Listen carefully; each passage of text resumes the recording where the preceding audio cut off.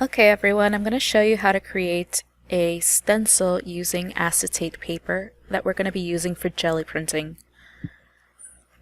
We're going to need some reference images from a magazine or other printed content that you guys want to bring into class. I'm going to be using these pictures of the models in the magazine to create my stencil. We're going to be creating stencils on acetate paper like we would use on overhead projectors long ago. We're going to need a Sharpie, and we're going to need scissors or an X-Acto knife so that we can cut out our stencil. I found an image in a magazine that I want to use, and I'm interested in the pose that the model is doing.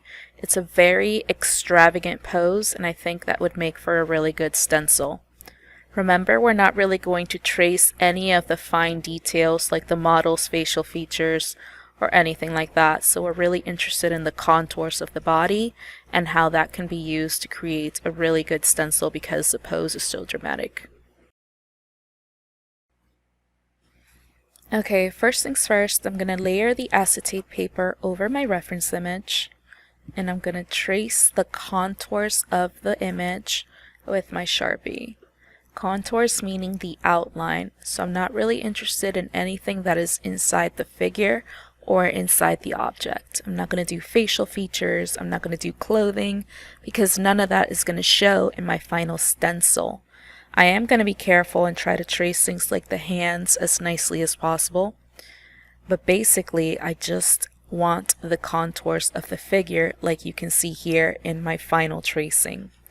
Now that I created this really interesting figure-ground relationship, I'm ready to start cutting out the stencil using my scissors and using an X-Acto knife for some of the finer details.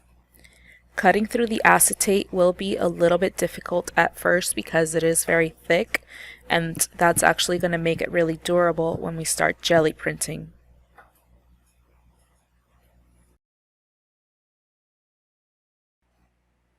Here I'm using an X-Acto knife so that I can cut through all those minute details inside of the fingers. Please be very cautious using the X-Acto knife as you can easily hurt yourself with it and cut yourself.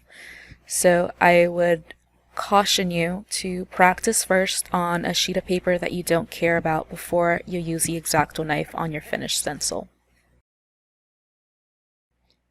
Okay, now you can see I'm basically done cutting out the stencil.